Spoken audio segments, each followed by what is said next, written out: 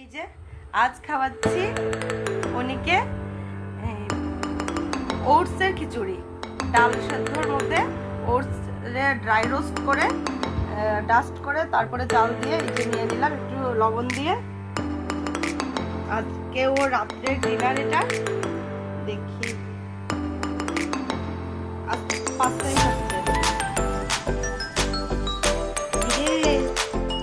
কেমন লাগলো ওটসের খিচুড়ি? ভালো।